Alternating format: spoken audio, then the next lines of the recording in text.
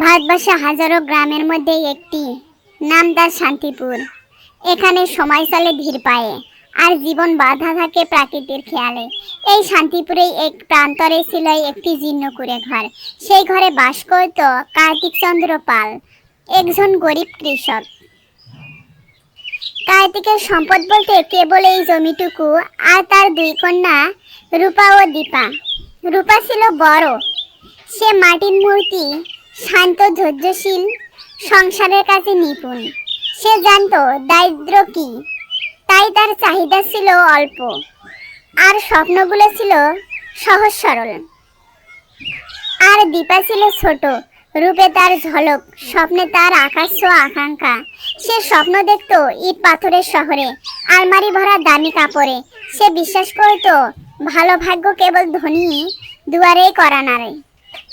কার্তিক তার দুই মেয়েকে সমান ভালোবাসতেন, কিন্তু সবসময় একটি চিন্তা তাকে কুরে কুরে খেত। এই দুই ভিন্নমুখী নদীকে তিনি কোথায় মিলিয়ে দেবেন, সে চিন্তায় তিনি করতেন। হায় ঈশ্বর, তুমি ওদের ভাগ্য লিখেছ কোথায়? এই দুমুঠো ভাতের সংস্থান করতে আমার জীবন গেল। ওরা দুজনেই আমার চোখের মণি। ওদের ভবিষ্যৎ তুমি দেখো। বাবা, তুমি এত চিন্তা করো কেন? আমাদের যা আছে তাতে আমরা সুখী। তুমি শুধু শরীরের যত্ন নাও। না রূপা, এ আর কদিন চলবে? এই ভাঙা ঘরে আর থাকতে ভালো লাগে না। আমার ইচ্ছা করে এমন কোথাও যেতে, যেখানে আকাশে মেঘ দেখলেই ভয় পেতে আর হবে না। নিয়তির খেলা শুরু হলো। রূপার জন্য পাত্র এলো। গায়েরই ছেলে, নাম গোপাল। তার নিজের জমি নেই, সে পরের জমিতে মজুর খাটে। কিন্তু তার চোখে ছিল সরলতা, আর হাতে ছিল অদম্য পরিশ্রমের ক্ষমতা। সে এসে কার্তিকের সামনে দাঁড়ালো, মাথা নিচু করে। কাকা, আমি গরিব, তা আমি জানি, কিন্তু আপনার মেয়েকে আমি দুঃখ দেব না। আমার দুটি হাত আছে, আর আছে রূপাকে ভালোবাসার সাহস। যদি আপনি আমার সাথে আপনার মেয়েকে দেন, আমি তাকে রানী না বানাতে পারলেও তাকে হাসি খুশিতে রাখবো। গোপাল, আমি তোর মুখ দেখে ভরসা পেলাম। তুই সৎ। আমার রূপার চাওয়া সামান্য, তুই শুধু ওকে আগলে রাখিস। আমার আশীর্বাদ তোদের সাথে রইল। রূপার বিয়ে হলো সাদামাটা ভাবে। গায়ের লোকজন এলো, শাক বাজলো, কিন্তু জাঁকজমক ছিল না। ছিল কেবল কিছু পরিচিত মুখ আর চারপাশের বাতাসের মাটির গন্ধ। রূপা যখন বিদায় নিচ্ছিল, তার চোখ দিয়ে জল পড়ছিল, কিন্তু সেই জল দুঃখের চেয়েও বেশি ছিল এক নতুন জীবনের সংকল্প। সে জানে তার পথ কঠিন, কিন্তু পাশে গোপালের মতো একজন মানুষ আছে। বাবা, নিজের চিন্তা করো, আমি তো কাছেই থাকবো। যখন দরকার হবে চলে আসবো। জামা সুখী হ, ভগবানের নাম নিয়ে নতুন সংসার পাত। স্বামীকেই সব মনে করিস। চিন্তা করবেন না কাকা, আপনার মেয়েকে আপনি যেমন স্নেহ দিয়েছেন, আমি তেমনি শ্রদ্ধা দেব। রূপা চলে গেল গোপালের ছোট্ট কুঁড়ে ঘরে। সে ঘর জীর্ণ হলেও ভালোবাসার আলোয় আলোকিত ছিল। তার নতুন সংসার শুরু হলো শ্রম আর ভালোবাসার বুননে। এর ঠিক 1 মাস পর ভাগ্য যেন নিজেই এসে কার্তিকের দুয়ারে করা নাড়ল। দিবার জন্য সম্বন্ধ এলো শহর থেকে। পাত্র রজত রায়, শহরের এক নামী ব্যবসায়ীর একমাত্র ছেলে। অর্থ, প্রতিপত্তি, গাড়ি বাড়ি, কোনো কিছুরই অভাব নেই। রজতের পরিবার গ্রামে এলো, যেন এক ঝলক শহরের বাতাস নিয়ে।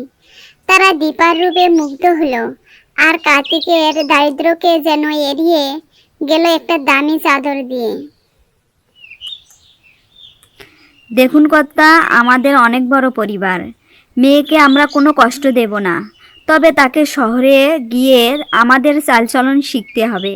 গ্রামের এই সাদামাটা জীবন সেখানে চলবে না। যা বলছেন তাই হবে মা। আমার মেয়েকে আপনারা মানুষ করুন।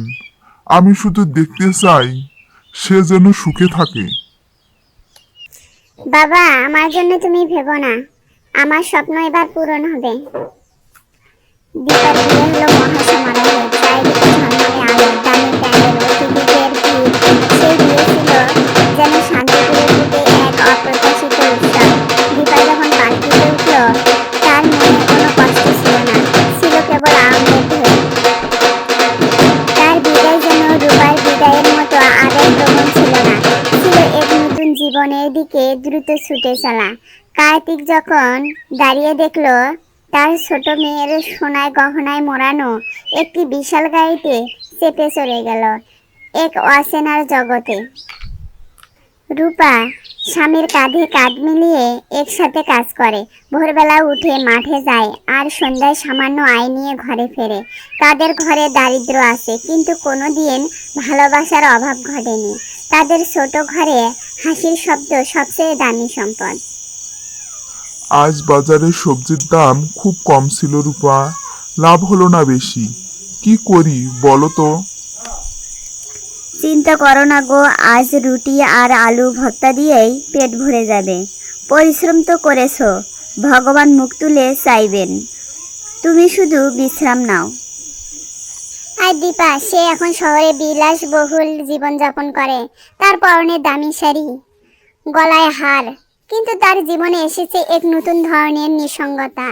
স্বামী রজত সবসময় ব্যবসায় ব্যস্ত, বিশাল বাড়িতে সে যেন একটি শোপিস, যার প্রধান কাজ হলো ঐতিহ্য ও প্রাচুর্য বজায় রাখা।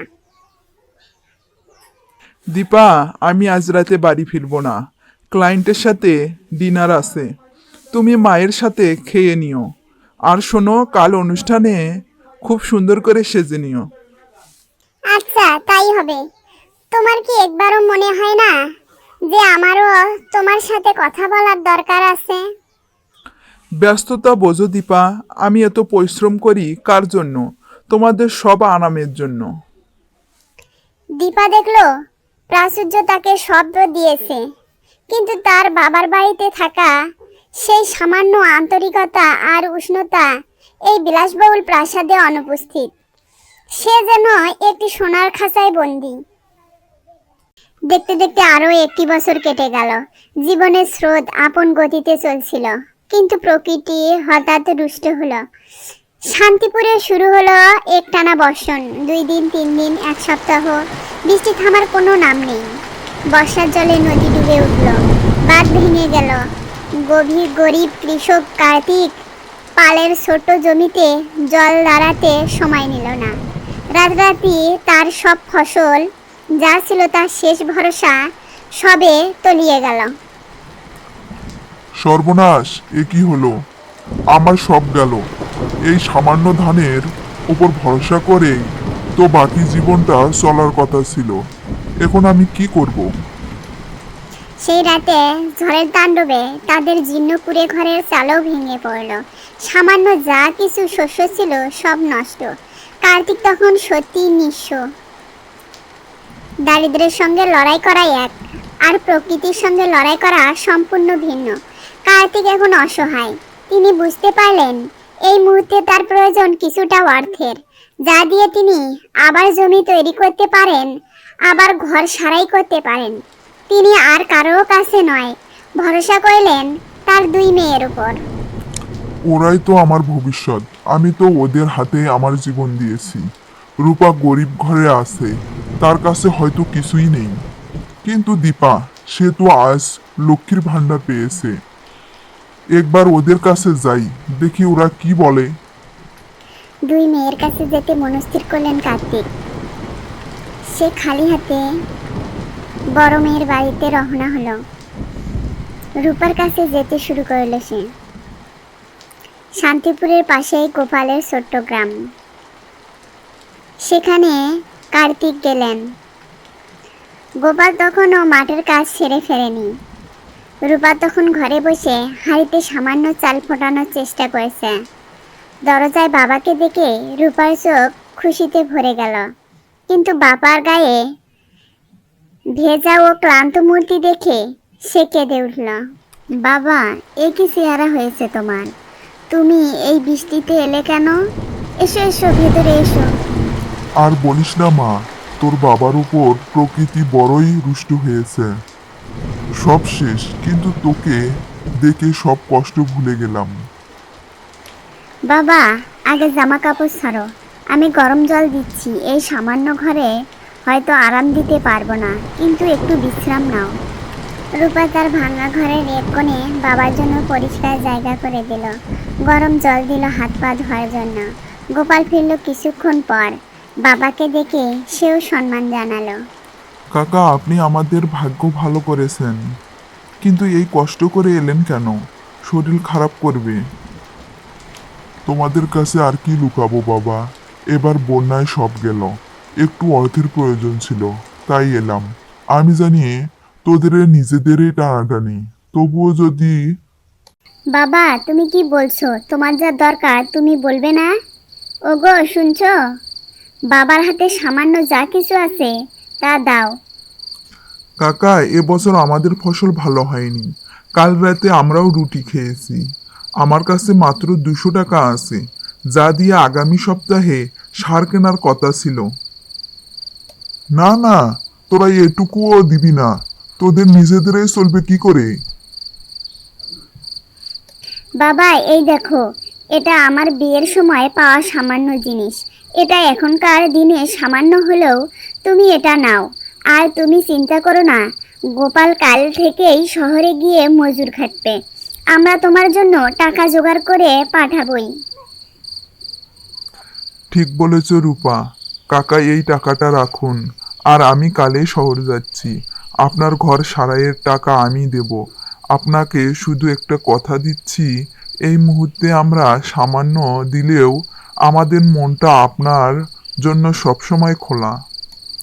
ওরে তোরা, তোরা আমাকে ধনী করে দিলি রে।